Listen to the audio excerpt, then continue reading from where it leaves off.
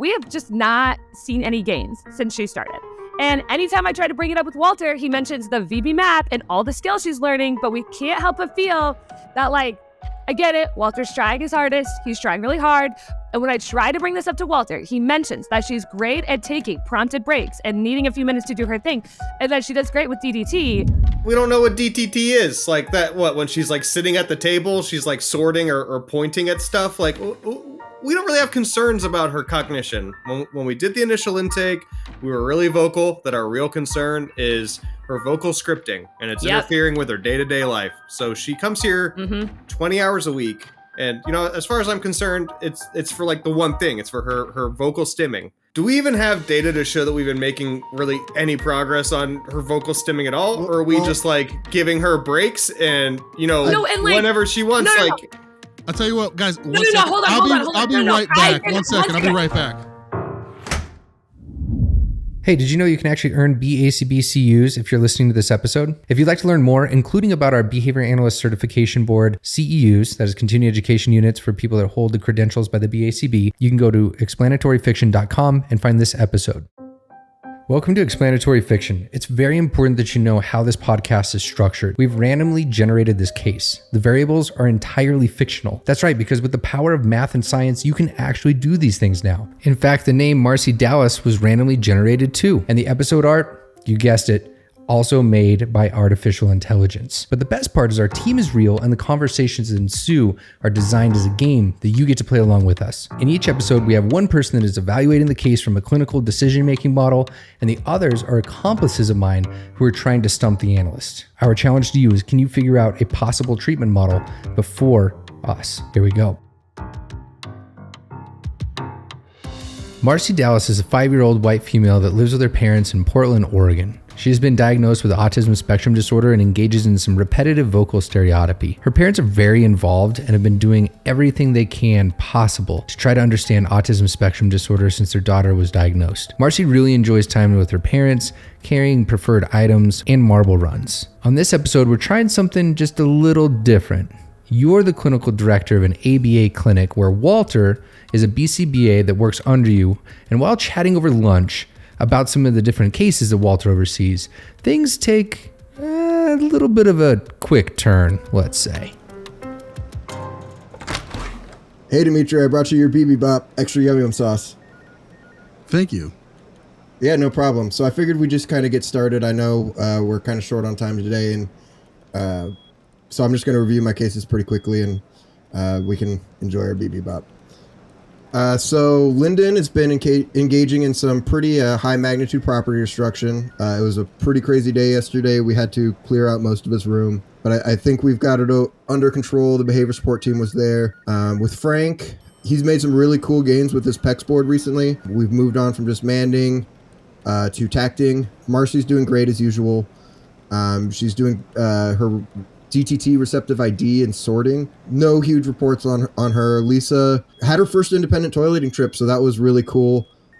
We all did a big celebration afterwards with her their favorite candy, and it was a good time. You gonna have all that yum yum sauce, or can I have some? Sharing is caring, buddy. Excuse me, Dimitri. Oh, I'm so sorry. I know how much you don't like to be interrupted when you're elbow deep in yum yum sauce, but this is, really important. You know Marcie's parents? They're here to see you. Hi, Mr. and Mrs. Dallas. Here's Dr. McCready's, our clinical director. Hey, Dimitri. We have a bit of a problem, man. When Marcie was diagnosed with autism, it really... Well, okay, wait, I'm sorry. I don't want to interrupt. But, Walter promised us that if we enrolled here, we'd see progress for Marcie. And that she'd be able to participate for the activities in church. And we're really expecting her to be able to participate in the seasonal play, and she was excited to participate in herself too. This year's play is based off the movie Elf, which you know is her favorite. When she started here, we have just not seen any gains since she started.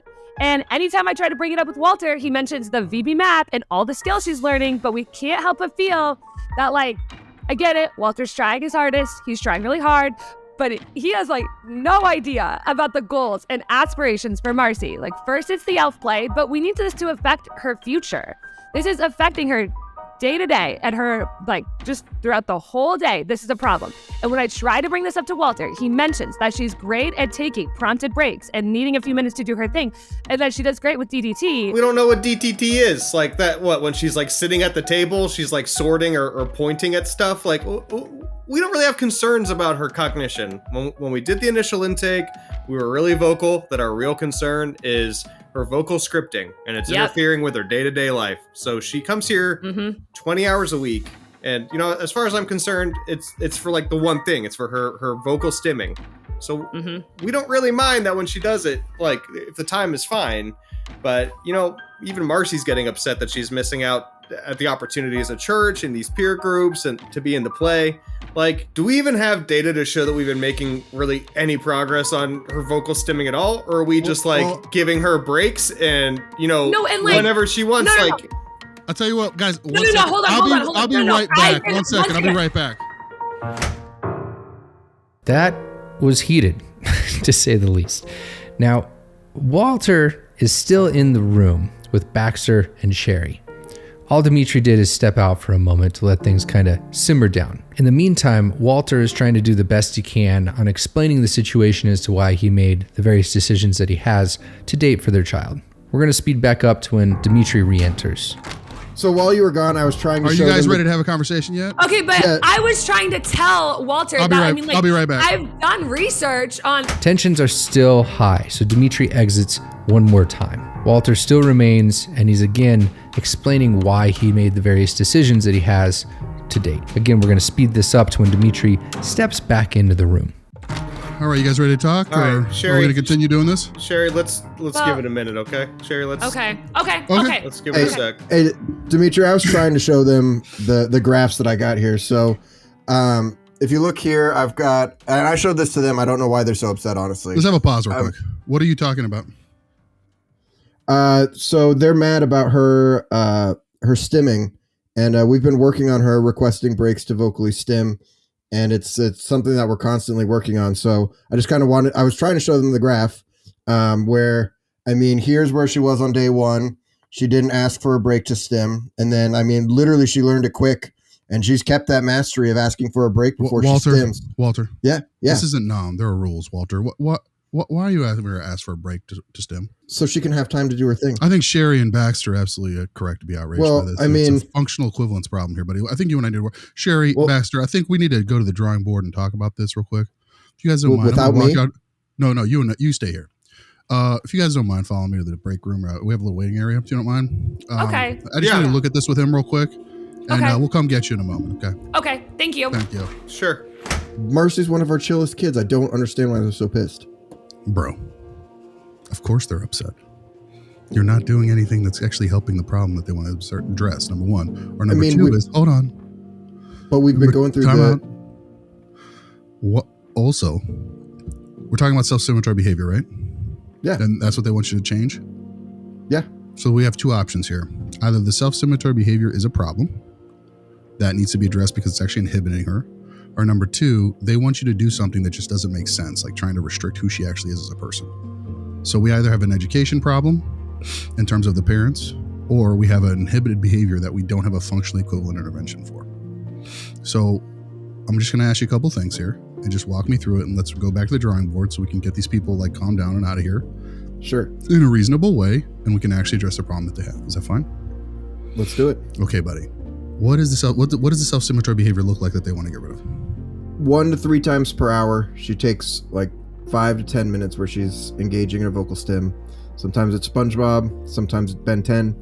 3 to 5 times per hour, you said? 1 to 3 times per hour. But for 10 minutes? 5 to 10 minutes, yeah. Oh man, so that's she requested as 20, a break though. So. That's 20, 30 minutes an hour? Yeah, it's not every hour, but it's... on average, it's a third of the time? I guess. That's a lot, you put it that way. Isn't that a lot? I'm just asking questions, buddy. I'm not mad at you here. This is fine. This is the learning process, but walk me through this. That seems like a lot. Yeah, and I don't want to she likes her scripts. I mean, And I don't. I like pizza, bro, but I can't eat it for every meal. I'll die early. Well, but that's why we got the breaks. Yeah, but I mean, the question that I have for you then is: are breaks functionally equivalent to the self-stimulation? Like, what purpose do the breaks serve in this situation you're trying to build here? Because if she wants to script, she can say, "I want a break," and then walk away and script, and it's not interfering with stuff. But the scripts are still interfering because there's no target to diminish the amount of time she's spending scripting, at least reasonably, to a point where it's not going to interfere with her ability to navigate the world. Wouldn't you say so? I mean, I don't know. It's just, you've seen Marcie. Like, I have seen Marcie. That's why I'm saying to you, it seems to me like we need to target it down at least to a reasonable like timeline a little bit, to where like she can recover more quickly. Yeah, I mean, I guess so that she can actually engage the world a little bit, because a third of her time spent in a verbal script, dude. I mean, that means that like if she lives to be 60, she'll spend 20 years verbal scripting. I mean, yeah, but that's a lot of lost time. Yeah, I know. I honestly, I don't know what to do. Okay, we can work on the intervention, but what we really need to do is have a conversation with these people so they're not just verbally barraging me in the middle of my delightful bibby bop. Okay? Because between this amazing sweet teriyaki sauce and yum sauce mixture, my lunch is ruined, and this is one of my favorite treats in the world. I'm sorry that they busted in today. I know that. Hey, these things happen, man. I'm not mad at you. I'm just disappointed. I'm just disappointed that you didn't tell me about this earlier. That's all. I mean, I guess I didn't really realize what a big issue it was. I mean, we talked about her in the meeting we just had. I said, I thought she was doing fine. Hey, man, and it's okay. So you and I are going to work out some kind of tolerance program, some kind of like way to structure this so that she can have reasonable verbal scripting time when it's her time, but we're just going to teach it as like maybe like environmental discrimination training, where it's like you do you on your time, but on our time you don't do that, and you participate in the process, right? Yeah, I definitely am going to need some guidance on that, but yeah, okay, that's fine. We'll sit down and talk about it in more detail, and we'll write it out. But that's kind of the general kind of framing that we'll take. Does that make sense, or are you okay with that? Is that logical to you? Do you understand why we want to do that? And I just I don't know what to say in this meeting, so can you take the lead on it? Yeah, no problem. Let's go meet with Sherry and Baxter. Cool. Hi, folks. How are you? Thanks for giving us an opportunity to sit down and talk. I just needed to get caught up on the situation and look at the data and the program. So I'm going to reiterate what your concern is real quick, and just make sure that this is actually what you're concerned about before I go into what I think we're going to do about it. So your concern is that she needs to participate in some activities, some extracurricular stuff that you guys ever signed up for, and the verbal scripting that she does just makes it to the point where it's just impossible for her to do that. Is that accurate and correct? Well, it's a little bit bigger than that. So she's supposed to be participating in a church play, and we even saw some signs where some of her like best friends are starting to call her weird at church. What? Who? Wait, who? Oh, what was her name? Casey? Casey called her weird? Yeah, that's what she mentioned. Oh Casey. My God. Yeah. So she didn't tell me that. Yeah. It's a big deal. This is a big part of our lives, and she needs to be able to participate in this. And two, I mean, she was cut from the play. So she can't participate in the church play anymore because of this. And this was something that's important to all of us. I mean, it's important to like the whole family. Yeah, she burst into tears last night because we had to talk to her about how she's not going to be able to go to the practices until next year. And she asked us if she could try again. I mean, what do we even say to her? What do we say to her, Dr. McCready's? Oh, is it my turn? I wasn't sure. You guys want me to say something? Well, we wanted to properly outline the current circumstance. The problem was. Oh, okay. Yeah, sorry. I lost track for a second. So there's a couple things that we can do here. First of all, I'm really sorry that this happened. Obviously, we dropped the ball somewhere along the line here. This was not, we were not doing our job the way it was supposed to be done. So we just need to be very honest and transparent about that. We were targeting something a little bit different. We were trying to focus on communication. And given the actual thing that you guys wanted to happen, what we were hoping to accomplish, it's not working. It didn't work out that way. She's been doing great on the VB map, guys. Walter, this is not there are rules, Walter. So please, we'll get back to that. So what I would say is, unfortunately, we can't go back in time and change things. So I just hope that you can give us an opportunity here to try to fix this and just have a little bit more clear-minded approach to this, and maybe hopefully set her up in the future that we can repair this process. So what we're looking at now then is, if the problem really is the amount of time that she's spending in the verbal scripting, then what we need to do is a couple different things. First, we need to figure out a way to shrink down the amount of time she's spending scripting. And secondly, a way that we could do that is by trying to teach her like her time versus, the world's time, right? And Walter and I are going to sit down and really put pen to paper here and really sit at a whiteboard and really try to structure something clean like that so that we can really target this problem and directly. But just to give you guys an overall just kind of picture, that's what it needs to look like, I think, to address the problem directly. Now, I need to go back and address a couple of things that you said when you first came in terms of like some of the promises that were made to you. I don't know who made those promises to you, so but this is what I'm going to say. No one should have made promises about progress to you in any way, shape, or form other than we would do our best, we would monitor it, and we would give you a functionally reasonable, equivalent intervention, and that we would make adjustments based on those data. Anything other than that is disingenuous and, quite frankly, completely unreasonable in terms of elevating your expectations. So if that happened, that was wrong, and I need to go back to the team and address that so that we're not setting everyone up to fail and also setting people up for potential disappointment. And number two is we just need to do some other stuff to just make sure that our communication, our lines of communication are cleaner. But given what I just said around that kind of intervention, is that something that you think is more in line with what you were hoping was going to happen? No, I agree. We need to change what's happening, so we're addressing the issue. But I'm a little bit peeved that we've been sending her here 20 hours a week, and I mean, hey, listen. Here's what I'll say to that. What I'll say to that is, in this specific instance, you should. I get it, but she also doesn't come here just for that.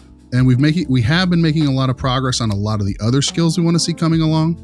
So we definitely dropped the ball in this one area, and this one area is so big, it's really disrupted your guys' plans and social lives. So I get why this just feels really raw and visceral for you. And again, I'm sorry about that. But overall, I have to say, her progress across the board is doing pretty well. She is acquiring a lot of language skills. She is acquiring a lot of life skills. She is demonstrating some social skills. We're just not really seeing that control shortening and like lesser periods of time that she's doing the scripting. So now I agree that's a big piece of this, and we definitely need to look at it. But again, I wouldn't be so quick to lose sight of the progress relative to this thing. Again, I hear you. You're totally allowed to be upset about this. If I were a parent, if it was my kid in the situation, I'd be totally salty too. Especially given the fact that, you're going to go out, hang out, talk to your friends, reach out to your community, show off all the progress your kid's been making, and be stuck in a situation that you look like a fool. So I totally understand that. Well, part of this too is that when she's supposed to be at play practice, I'm running my catechism group and Sherry is running her women's group. So now we're losing our ability to do the things that we're supposed to be doing because someone's going to have to be looking over Marcie. It's very disruptive. Mm-hmm. I hear you. You say this isn't potentially going to be as quick as we want, but how quick can it be? And I've been doing a lot of research on autism. I mean, and they say like, just because you've met one child with autism doesn't mean that you know all of the kids. I don't know. It's some quote like that. But the research that I'm showing, I mean, I would expect more progress from her. And I feel like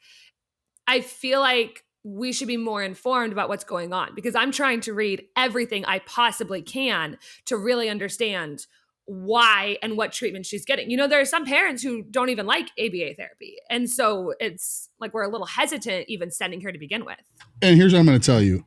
I understand whatever hesitation you might have. I understand that there are some parents that like ABA therapy. I cannot control what people think or do. All I can do is control what happens in my four walls. And all I can do is take responsibility for what I have going on here. So that being said, I believe that we are taking responsibility for that. And I believe that we do control what goes on in these walls to the point where we do provide the best possible practice available. And other than that, that's a decision that you need to make for yourself. I can't convince you to think otherwise. So that's a decision that you have to make for yourself. This is a student choice or a program, and you're not just entitled, it's your right to make whatever decision that's best for you and your family. We completely understand either way. I'm not going to sit here and try to convince you otherwise.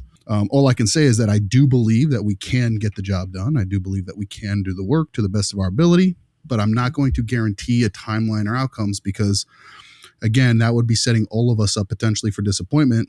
And I think given the fact that you've already had now this scenario that you had your hopes dashed, I would hate to set us up for another one like this. And I would not want to besmirch the name of the field and ruin our relationship by doing that. So if you folks would like to give us an opportunity for us to try this alternative, we'd love to give it a run and keep you apprised to it and let you see how the data is going from a week-to-week basis. But beyond that, unfortunately, there's not a lot I can do, but that's your decision to make. And I would never push you or presume for it to go any other way. It's your decision.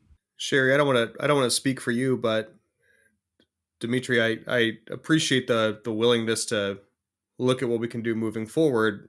I'm just curious if that's going to include Walter over Marcie's case still. Yeah, I think we have some hesitations. I mean, Walter's a very nice person and a great human, but Thanks, guys.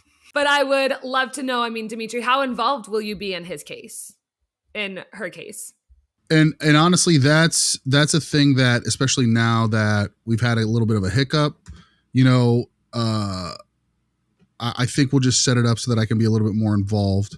I mean, one thing to keep in mind is that, we're a teaching and a learning institution for everyone involved as clinicians and practitioners get better as well. So I have been trying to promote a lot of independence and let that happen. And with that being said, I think that given this specific kind of problem and the technical complexity that goes with it and the intricacies and nuance in terms of your guys' relationship to the thing and everything, I'm just going to be more involved with it. But as far as I'm concerned, I don't think that Walter needs to be replaced or anything like that. I think he's more than capable of accomplishing this, especially together. And I think that it's a great learning opportunity for him to improve his skills as a clinician and be able to read these situations a little better. So, but, again, if it boils down to you pull services or Walter's got to go, I'm going to say that I have to make the decision to stand with my clinician. And you're more than welcome to make an alternative choice. But, Walter's assigned to the case. We've put our trust in Walter. And that's a decision that you have to make because right now this isn't really like a personality clash. It's simply a simple adjustment in programming that needs to happen based on just a little bit of a misunderstanding in relation to expectations.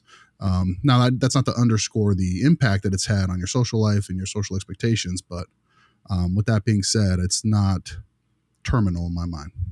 I think we just need to feel confident in where it's going, and we need to have faith in the people that are playing. And that doesn't mean that Walter can't be a part of it. I want to feel confident that it is going to address why she's here. Dimitri, yes. Do you have a work number or some way that we can contact you when? Yeah. You can email me anytime. You can email me anytime, or you can call here at work. And if I'm available, I'll answer. And if not, I try to get back to people within 24 hours. Yeah, I mean, obviously stopping by isn't the best option, but we felt like it needed to be addressed. Yeah. I completely understand, folks. I mean, this was very disruptive to your lives, and you're totally in your right to come and want to settle this problem. So it's no big deal. I get it. Again, in order for me to be more involved, I usually look at a little broader view in terms of supervision. So I'm gonna have to sit down and really look through the case specifically, really get into the nitty gritty of the way that her stereotypy and the way that it kind of manifests itself physically and that kind of a thing. to really pull it apart to get a good handle on it. But the overarching bird's eye view of it's going to be, we're going to set up some kind of limit in terms of where and when she can engage in verbal stereotypy versus where and when she needs to be engaged with other people and or instruction. And we're going to set up a reward system in some way to where over time we look to shrink that window. What I would ask from you is a little bit of patience in terms of us being able to get you very specifics on that. So give us a couple days for me to get in there and get my, pull my sleeves up and look at this a little more closely so I can troubleshoot this a little bit better with Walter. I don't want to be pressed to just come up with something right here on the spot and be wrong, especially since we've already gotten it wrong once. So that way we can definitely ensure maximal likelihood of success. So does that overarching bird's eye view seem reasonable to you? Like more in line with what you were kind of hoping to hear? I feel okay with it. I mean, is it still in the VB map, or are we finally moving away from that? And it's the VB map has nothing to do with this. I think that's where the mistake is. The VB map's about language building and all those other things. Breaks are about having work pulled away most of the time. In this situation, it's about the satisfaction that she gets from engaging in that verbal thing that she's doing. And so we need to target that kind of internal satisfaction that she gets in in the system that we're going to set up. But on the flip side of that, that means that we still work on whatever's going on in the VB map. We still work on our language. We still work on all those things because things are relevant and important. So they'll just be happening alongside what this intervention is. And I think that's where that's where Walter was coming from. I think he was so hyper-focused on language and her growth in that point in time where it's like, oh, look how great she's talking, look how her lexicon's growing, etc. That I think we just were underestimating and undervaluing the importance to you and the family. And honestly, for her ability to participate in her community, that particular behavioral problem. That's all. Yeah, I think if we're working towards that goal of getting her involved and, being able to have her be a member of our church, I think that's a worthy investment. Okay, great. Well, then I'll tell you what, why don't we do this? Why don't we also just set up a phone call for next week? Okay. Perfect. And we'll walk through the plan explicitly so you guys have a very clear understanding of what we're going to be doing. And then that way you can also kind of give your thoughts on whether or not that makes sense to you. If you have any adjustments or anything you'd like to add to it. So that way I'll do some research and I'll see what I can come up with. I can't wait. Look forward to it. That sounds good to me. Baxter, Lovely. Does that sound good to you? Yeah, I'm okay with that, Sherry. Okay. And then after the VB map, we can move on to the AFOLs. Yes, Walter. Thank you for your time. Yes, absolutely. Yeah, we'll talk about it, buddy. You made it. This is the point in which you can pause, think about what you maybe would have done differently. Think if there's any themes throughout this as well. We're going to break character here, and this just turns into a typical podcast where it's just an open discussion. I hope you enjoy. First of all, I accept your attempt to punishing me. That's fine. I'm not mad at you. Actually, it was very hilarious. Disappointed. And Walter, incredibly. You left me with them. Yeah, so that was the one mistake. You know how mistake hard I try to show him my graphs? I know, that was so stupid. I should have. That was in real life. I would have leaned over and whispered into Walter's ear and been like, "Hey, buddy, go to the bathroom or go sit in somewhere else real quick. I'll be there in a second." And then I would have waited for you to walk out, counted to 30, and then walked out myself, and then froze them out for 5-10 minutes.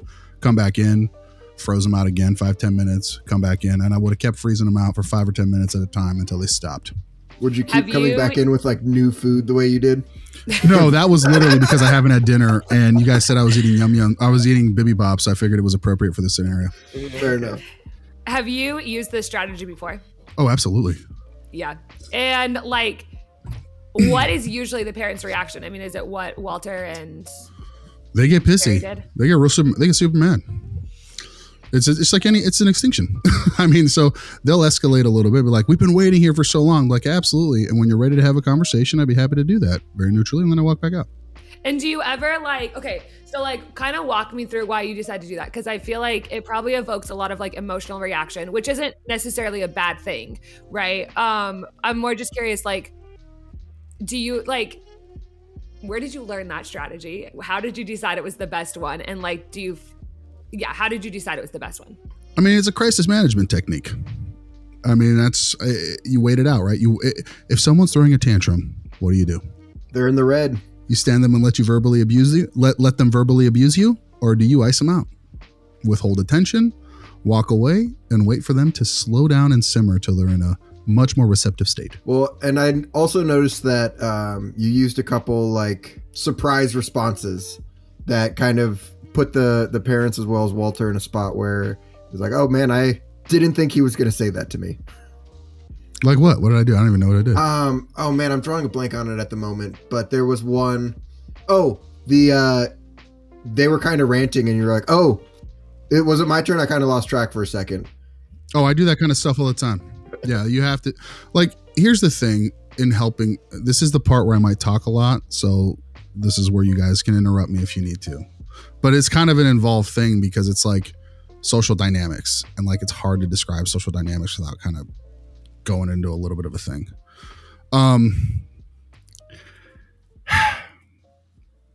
When people are spiraling, okay, and in general, they're upset, especially parents in this kind of a situation, power dynamics play a role.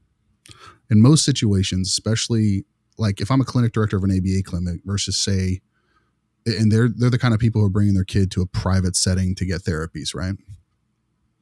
They're used to being able to go to a school that's a public setting where they have a thing called FAPE, which is free and appropriate public education, and they can verbally accost and abuse those people, and they just have to take it because legally and federally they're required to, and they have no option.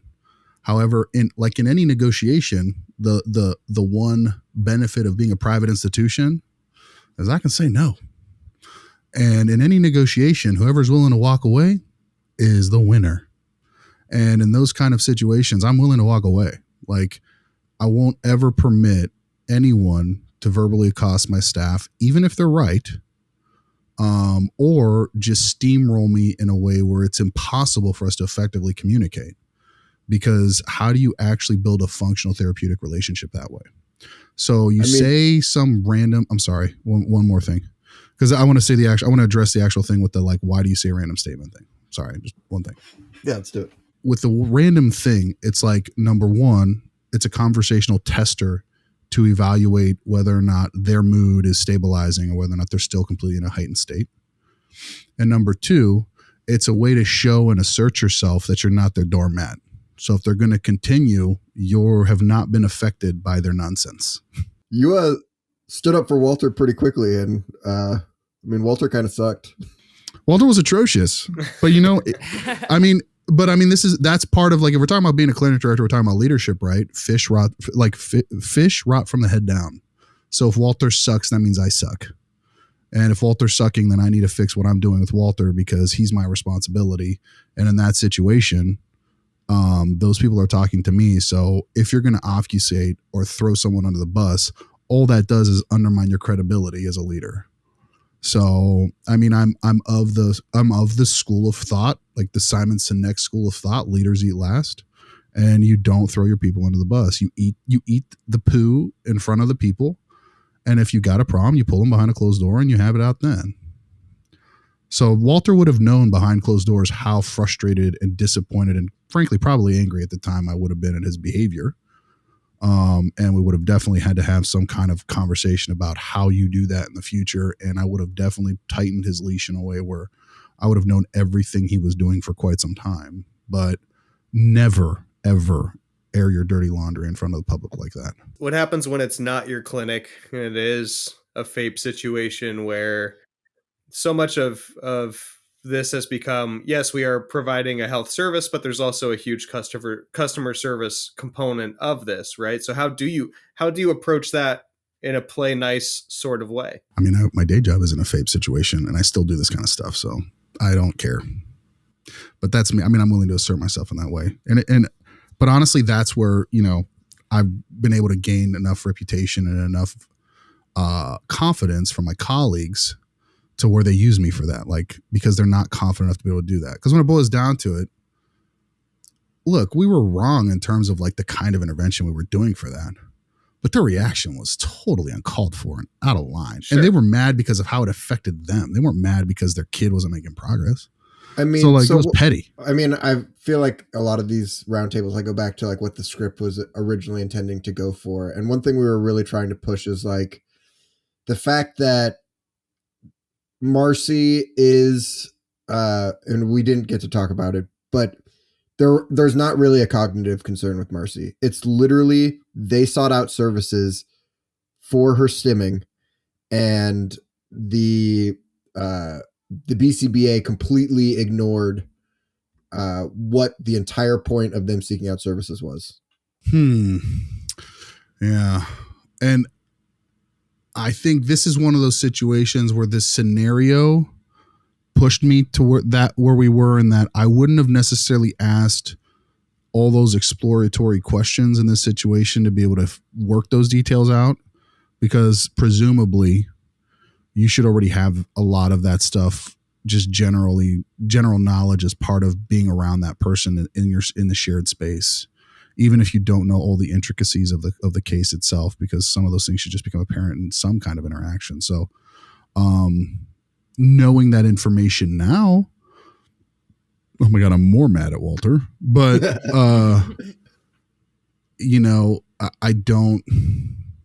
I really don't know how much more I would have been like, yeah, the VB probably doesn't make sense. That would have been the only change in my answer. Would have been like, okay, well then she doesn't need the VB map if she's conversational. Like, what are we doing here, bro? You're just doing this because this is what you do? Because it was at the point of you guys including the VB map was like for me to be like, why are we using the VB map for a kid that can talk and has words? Is that and like can conversationally more so kind of just to play on the defaulting on an assessment being the only tool that you utilize as part of a treatment plan. Oh man, that would have been a wonderful discussion piece. Well, let's discuss.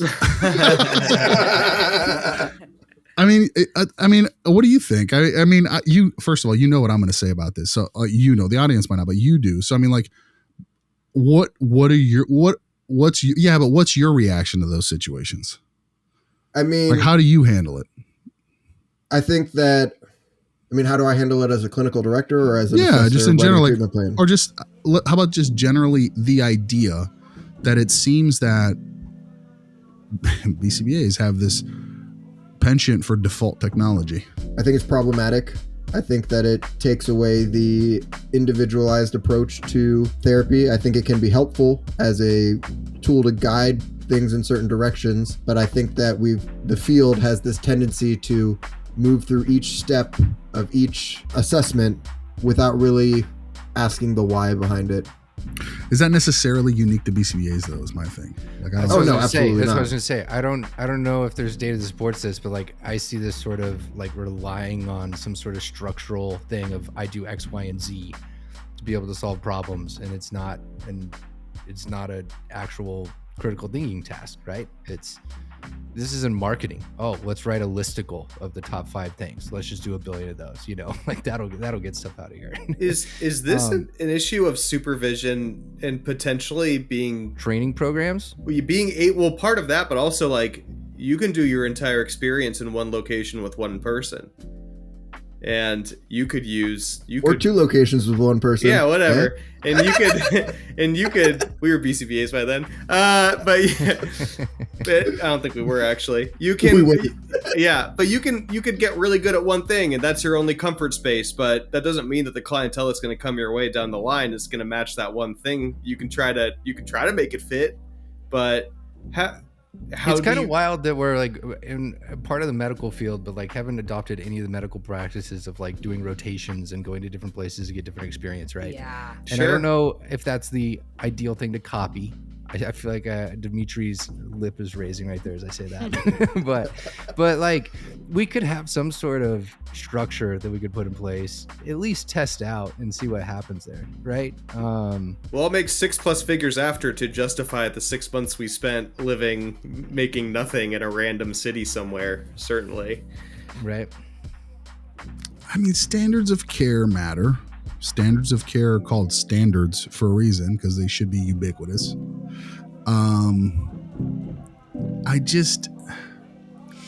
This is a supervision problem. It's an educational problem, but it's a cultural problem too. I think it's also an insurance problem. It's a funding problem. Very good.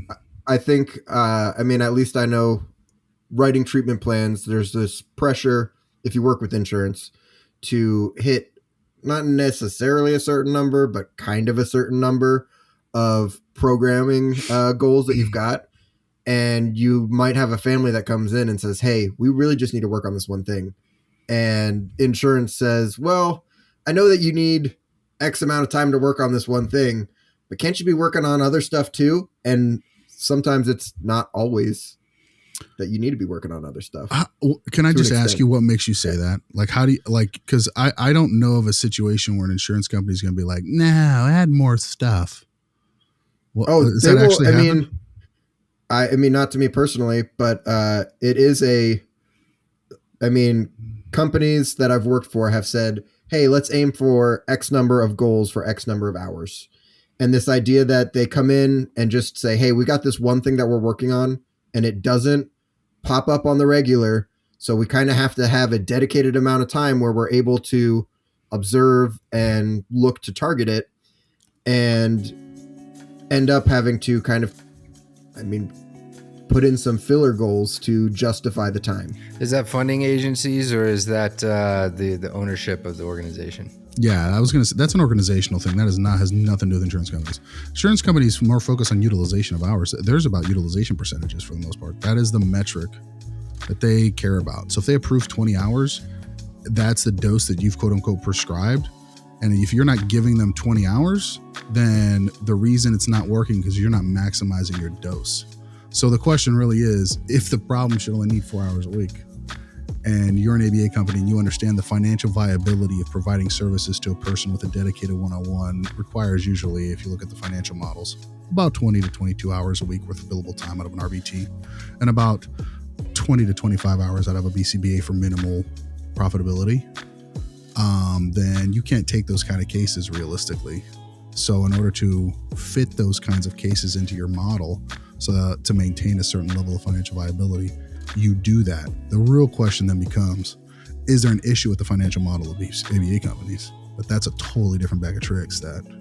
I don't know. I definitely think that, there's a component of companies wanting to push a certain number of hours, but I have a hard time believing that I could say, hey, this behavior happens infrequently, so I need set amount of time to be able to target it and work on it, even when I'm contriving scenarios. And I've just got this one goal and I need some amount more than 2 or 3 hours a week to work on it, but it's just this one goal. I haven't encountered it, but I don't see it flying with an insurance company looking over it. No, it won't fly with an insurance company because they'll say that it doesn't necessarily meet the threshold of medical necessity. Okay, that's the whole point. The whole point is that, like, the way that we've structured the financial models, the service delivery models, all that stuff, it's tailored around the prototype person from a medical model's point of view who receives services is 2 to 7, 2 to 12, maybe if you're really pushing it, mild to moderate autism, maybe severe autism, but minus the high intensity behavior portion of it, right? More like severe in terms of intellectual capabilities or capacity. It's paired ID. So like when you start deviating from that general archetype into what was the child's name again? In this Marcie. Marcie. Into the Marcie scenario where, and again, I didn't know this at the time, but apparently no cognitive delay, super mild autism, and really just focusing on this one little aspect. That's a problem, which also begs the question then,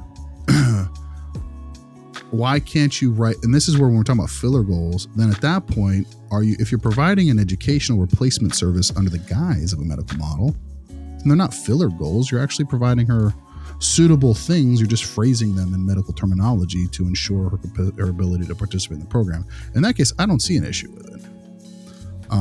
But that's a matter of framing, not, that's not a company exploiting somebody. That's just a company providing the kind of service that they provide in the way that they have to deliver the service, and the patient, student, child needs it, Well, I think back to like the EBD population where there's no cognitive delay at all, and the behavior is high magnitude but infrequent, and insurance companies straight up won't approve academic goals. So if it's outside of that VB map, or it's outside of ABLES or AFLs, what do you do to get the time that you need to work on this behavior while still...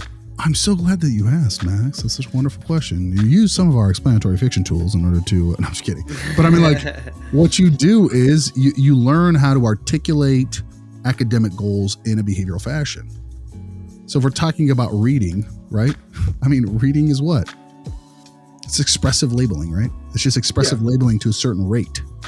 So if you just... It's really about learning how to translate the lingo into... What if the kid doesn't need to know how to read? Well, I mean, that's just an example. Here's the thing: is you have X number of hours per week. Like Walter could have graphed how the work was going as well, because some work is taking place if there's breaks to go and be able to stim, right? Like you're still, in this case, we're assuming you're still providing some level of education if they're attending the school. So like, the academics can still be socially significant in that time if they're a context for working on real meaningful goals. I think we're engaging in circularity here. It's a circular argument, and we're engaged in a category mistake. We're presuming that there is because we've been told that there's a difference between educational and behavioral goals, therapeutic goals. Okay. That's a false assumption. So, I mean, like, what I would argue is you need to tackle that assumption. There should be no, to say these are the academic goals versus either the behavioral goals should be like a literal preposterous statement to say out loud. It's nonsense. As a gen ed teacher, I would say that I agree. Yeah, right. I mean, you tell me in your classroom, especially given your background, don't you, I mean, and actually this is interesting because I wanted to bring this up before when we were talking about when I asked the questions about, is that just BCBAs who are tied to their default technologies? No one is more tied to default technologies than teachers. Teachers use the word curriculum like a weapon in a way, like it literally makes my head split because I'm like, I don't even think you know what you're saying anymore. Y'all got to do more of that direct instruction. So like, so I mean, so if you were put in a situation where you had to do exactly what you do the way that you do it, but rather than use your gen ed education speak, you just had to flip the language into your, ABA medical insurance speak, can you do it? And I think the answer should be yes, but that's a training problem. That's not a problem with the methodology. That's not a problem necessarily with the service delivery model per se. Yeah. That's a problem with the way people understand how to articulate what they're doing. So that becomes a conceptualization problem. How do you think about behavior and how do you think about the work that you do? I have to agree with the conceptualization problem, because right now the prevalence of behaviors of concern in the classroom and a lack of ready learner behaviors is leading to the need of those voices coming in, because a lot of districts and schools know how to tackle the academic pieces, but even contextualizing, sitting and attending to things as the behaviors we need to be explicitly teaching and front loading in the beginning is, I mean, that's a massive focus right now because that's a massive need. So yeah, I mean, a lot of these kids just spent a whole year where they got maybe 20 minutes straight of instruction on a computer, sitting in their pajamas on a couch and never being asked a question. Mm-hmm. So now we're looking at all those soft skills, and, behaviorists love gambling. And I'll tell you, a lot of online Chromebook programs give you a lot of little good gambling and games and inherent reinforcement systems that me reading Frindle or Boxcar children can't latch onto. They'd rather watch certain videos. So now what has typically worked with like group activities or group reading, there just isn't the attention span or the tolerance or whatever that specific skill is to enjoy or synthesize or really participate within that for a lot of students. So what this really is then is an instructional problem. Like that's again, like it's a multifaceted problem, right? It's how do you articulate the thing? But what you just said, Dave, to me, that sounds like an instructional problem, because the idea that you're setting up your instruction as a teacher and you don't already have in your mind a contingency for how you're going to manage student responding. Okay. Whether it is in small group, large group, or, one-on-one, that that means you're not doing your job right. And a lot of it, I mean, this kind of goes back to like the teacher training programs. I mean, a lot of it is topographical, not at all functional. So it's, if a student's blurting out, I do this. And it's like, okay, well, what is the function of them blurting out? Do you know what I mean? Like you have to go into like, why is that happening? Not just this blanket, this is how I respond, because that is teacher training programs. It is, they do X, I do Y. Every single time. There's no data to inform that. There is no functional analysis, nothing. So back to the whole thing in terms of ABA programs being tied to a VB map or like that kind of default technology thing in relation to that. I mean, that's the problem. The problem is that do you learn how to execute on a functional approach, or do you focus on topographical box checking? Because that's what the education system is. The education system is topographical box checking. That is a beautiful way to articulate it, because that's exactly what it is. It's frustrating as all hell because, you know, great teachers, quote unquote, all they're doing is accidentally bringing in a little bit more of that holistic functional approach without even realizing what they're doing. But that's what it is if you know what you're looking at. Yeah. And so, it could be so much more intentional with better training. So BCBAs are like behavior analysts. If we're thinking of the ABA clinic as the time-wise too, as an educational equivalent, right? So like that's us acting in a teacher instructional capacity, almost equivalent to the amount of time they would be spending in a school setting. If we're not doing the functional approach that is the purpose and design of a behavior analytic program, then I would question, and someone would probably argue this is a true Scotsman fallacy, but I mean, I would question, are you engaged in a behavior analytic practice? You know, I don't think so. You know, I think that you're engaged in a good high feelings practice and a feel good situation, and you're selling some kind of product with, you know, shiny balloons and puzzle pieces and, you know, excitement and rah, rah, rah, but you're not really producing results or targeting things for effective outcomes. Man, this took a dark turn. Man, was that the goal here? Were you trying to get this like, oh like morose, bro? Like what? No, you got mad as we were, or not mad. You said we were talking in circles as I was trying to plug one of the few predetermined actual points for growth that I was trying to throw a word in there, and then we were engaging in circle reasoning. I do think that discussion went into a good place because it's going to ring true for people that are entering those kinds of systems right now. I mean, Abby and I are both navigating some of those kinds of systems right now. So, you mean in public schools? Yeah, and I mean you are too. You're working with those individuals, which is why when we're I mean truly, but when we're talking about you can do a mic drop and walk away from these situations, like you can't. What, Dave? Hold on, because I know what you do. Why can't you? What's that? What are you afraid of? What I would say to a person like you, and this is where, like, you know, don't get upset with me, please. Okay, but like I have to challenge you on this. Sure. What's stopping you? Like, why can't you do the right? Like, you know what the right thing to do in that situation is, right? What are you afraid of? You're going to lose your paycheck? Dimitri, I don't think that 119,000 jobs for BCBAs and only 60,000 of us. Oh man, you can work to talk over me, Dimitri. No, this is dude. I can walk out of a meeting if I want to because my stakes are low. But I'm an empath and I work with a lot of people that can't walk out of those situations. And you know, I prefer to prescribe medicine that I'm willing to take. So I need things that are going to stick. I need things that are applicable, that people can use when they're encountering these challenging customer service situations where someone comes in and they want to speak to the manager. And this is an auditory medium, but I'm shaking my hand on camera. But like, what? So like, because I kind of agree. I mean, I am a perpetual people pleaser. I have a very hard time like setting those boundaries, and like, you know, we're working on it. Same. But yeah. So like, what would you say is maybe like a baby step, like the next step that somebody who feels uncomfortable, you know what I mean? Like just setting a hard, I'm not going to talk over you. I'm not even going to talk to you right now until you're calmed down. Like, what would a baby step kind of look like? Because I can think of, yeah. Sorry, go ahead. No, go ahead. The baby step is, I mean, honestly, the first step in any problem is admitting that there is one, guys. I mean, I know that sounds so cliche. Also the last step? No, but oh my God, I love you so much. Homer Simpson. I love you so much. It's the first, but I mean, like, for real, like if you really recognize that about yourself, then you need to decide whether or not you're okay with being a doormat or not. Like I can't answer that question for you. Like you have to make that decision. And the other thing too is, are you really okay with the result that it's breeding? Because like my thing is mission. Like I focus on mission. That's the way that I find the audacity to behave sometimes the way that I do. Is that for me, it's like my mission is to maximize the outcome here, and I want the best possible result.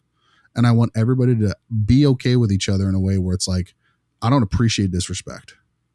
I'm going to treat you like I believe in the reciprocity principle. So I give as I get. I mirror my conversational partner. So, I mean, but I've also sat down and I've made the active decision that I am not okay with that. And that's a hard red line for me as a human being living the limited amount of years I have on the planet. And that's that. So that's, I would turn that to you and say, if you're okay with that, then there's nothing wrong with it. But then you also have to be okay with the results that you get. We can't also have a conversation where we're complaining about it. I sometimes wonder if like experience in other domains starts to shape how people get more comfortable in making these sort of decisions. Like you might not do it clinically, but like if you have certain business experience, like when you're talking about the first person that, or the person that is willing to walk away is one that's going to win in that conversation. That's a card lot lesson for sure. Yeah, but like when I've slowly had to learn like pitching my value and the stuff that I do under my business. And then there are times where it's like I crunch the numbers, someone wants to do it for something under it. And even if I say no and I need to find something else, it's like that was a lesson that I learned on. I drew a line somewhere, and over time it's worked out. And I kind of carry those things in other areas. I don't know if it's healthy or not to, right? but does, you know what I mean? You see where I'm trying to go here, Dimitri? I think it gets a little easier every time. Here's the thing. It's one of those things where I think, especially in these professional situations, you have to go through that fear threshold a couple of times to be desensitized to it, because I mean, we're conditioned to be worker bees in our society. Our education system is structured to create compliance, whether or not you think so or not. I mean, like our entire system is designed to create people who say yes, okay, no problem, and they get in their car at 8:00 a.m. and they leave their work at 5 o'clock and they go home. They live their lives of quiet desperation. Right? And that it ends. And like, that's okay. But I mean, at some point in time, you make a decision, especially if you're going to, because look, for me, I see our work as this is a mission. Like I made an active, I could have been a lawyer. I could have been other things. I chose this life of poverty and self-abuse and flagellation because I want to help people, whether or not I do it in my way that seems idiosyncratic and, eccentric at times. Or even terse, doesn't matter. In my heart of hearts, I want to see a better world. So, and I want to see people do better. And I believe especially that kids with disabilities, people with disabilities, families that have children with disabilities who suffer, like they deserve smart people doing those jobs, not the C students that they get. So if that's the case, then you got to actually bring that A student energy, and A students don't take shit. It's just how it is, man. And like, they tell the truth, even if it hurts them. And that's that. And sometimes the truth hurts. People need to hear the truth because in education in particular, there's so much mollification and placation with these kind of parenting scenarios where it's like, at some point in time, once I would have built rapport with these people, I would have probably had a conversation with them like, listen, we got to talk about your kid here a little bit because I think your expectations might be a little bit off. I see a really bright, wonderful little person who, yeah, she's got some quirks. She's got this stuff going on. She's this way. We can work on shaping around the edges, but at some point, when is this about you and not about her? And have you reflected on that? I mean, we're called helping professionals for a reason. Like we need to help people come to certain conclusions that they're not willing to see. So anyway, I'm not trying to monopolize, but that's a thing that I think you have to decide if you're going to live a life of value or not, like consistent with your values or not. If those are your values, you live it. So I kind of wanted to go back too, because I think that there were points in how you handled the parents that surprised us all. And I think that it's not enough to just look at that one behavior that you did of the walking out. You have to look at the entire context, because by the time, like, you got what you needed from the parent, and then you spent that time like work for both your employees and for the parents. And I think it's a lot of times viewed as this like all or nothing. So it's either I am a doormat or I am like assertive and I am like taking no shit and like, you know what I mean? Like handling it very aggressively. And it's not that. It's like point. Here, you know what I mean? Like here is my boundary, and then giving some. Yeah. So that, I think what you're pointing out is a mistake that most people, if they make the decision where they want to be more assertive in this work, yes. And I made that mistake early on too. And I did make that mistake for a lot of years, where you become a fucking hammer and a bull in a china shop, right? So you have to find the median there, but then that also just becomes being able to recognize where people are in the stages of emotionality. I wanted to talk about that because I feel like I've had a lot of very escalated parents. I mean, I've talked about with you guys how like we have 60 students, which is combining classes. A lot of those parents are unhappy with what's happening. And a lot of that was taken out on me because they were very confused what was happening and I was not in charge of that communication. And it was definitely a lot of like, I think that goes back to the function of like, why are you mad? What's going on? Like, how can we have a conversation? And sometimes that looks like walking out. Sometimes that looks like setting the heart. Like, I can't talk to you when you're talking to me like this. I mean, I think it helps to look at it looking at the crisis curve the same way you would with a more traditional maladaptive behavior is, I mean, if you're up here, you're just seeing red. Most people don't know what the crisis curve is, Max. You might want to explain it. All right. So the crisis curve is this idea that as behavior escalates to a peak, it's a bell shape, where when you're at like the 75% of the way up the ramp there, you can do some basic responding, but not any sort of like learning or productive conversation. Once you're at the peak, all that is out the window. As you kind of start to come back down and you're at that 75 mark again, you can respond to some stuff, but nothing really of substance. I mean, if you look at road rage, that's going to be your peak. There's just no getting through. Rage. Yeah. And I mean, you literally you're not able to speak. You become a different person, more or less. And you really got to come back down to that 25% before you can really start to have any sort of meaningful dialogue. So de-escalation is the key in those moments. The challenging part of that is some people can come in and be so aversive. It's so much easier to just get rid of them by appeasing them to rid yourself of that continued aversive stimulus. I keep calling it the Karen contingency out in the world, not to offend any Karens that are out there. I apologize. It's not a name thing. It just, everyone knows what I'm talking about when I say it. But it's just like when people come in and they're so pumped up, it's just easier to get to appease. And that does set a trend to where you're setting the expectation for how individuals can get the things that they want by coming in heated, by coming in amped up. You reinforce it. And I've caught myself doing it with staff where they come in hot and it's like, oh God, I got to fix this. Even if like, I mean, a lot of times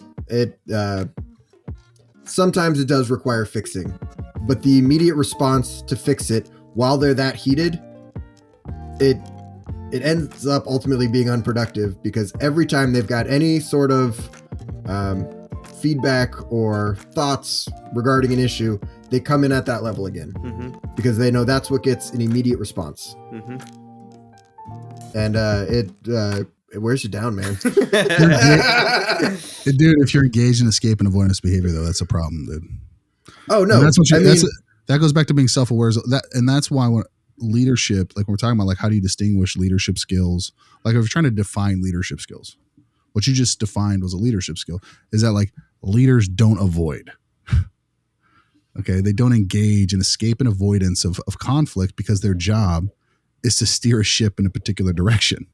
But so if you're in a leadership position, you need, whether or not it's aversive to you, and if you've accepted that responsibility, you need to, if you don't have those skills, you have a responsibility to develop them. Yeah, but I think you can mediate and navigate as a leader without responding to high magnitude. Without negotiating with terrorists. Yeah, man. Exactly. Yeah. And that's the thing. And that's exactly. But how many times have we said that behind closed? Like, dude, I don't negotiate with terrorists, bro. It's America. Like, no, you won't hold me hostage.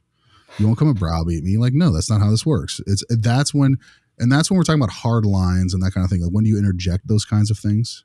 If someone is engaging, and this is actually a game theoretical thing, this becomes a prisoner's dilemma. If someone drops if someone's playing a zero-sum game and they give you a hard line where it's a take it or leave it, then you have a choice to cooperate or defect. That's the 0 or 1 that you've faced with. Any attempt to compromise from there, whether or not you think so or not, you've chosen to cooperate, even if it's begrudgingly. So then you need to deal with the consequences of cooperating within a prisoner's dilemma.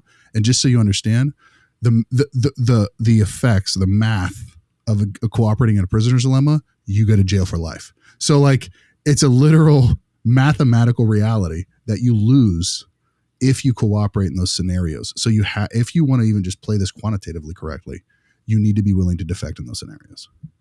And that means walking away. Yeah. I mean, just letting it simmer a bit before, Picking up the pieces. Yeah. I think that also tells you a lot about the person you're dealing with too. I mean, if they're willing to then move forward from there and say, okay, you know what, let me take a step back or not, that kind of tells you. That's the sign of good faith that can or cannot happen. Dimitri, did you have game theory in your behavior analytic training program? I did. Technically, yeah. PhD? Yeah. Well, yeah, that's what I did my dissertation on, right? It was social game theory, yeah. Yeah, but I mean, like, if it's your dissertation, I don't think it counts as your programming.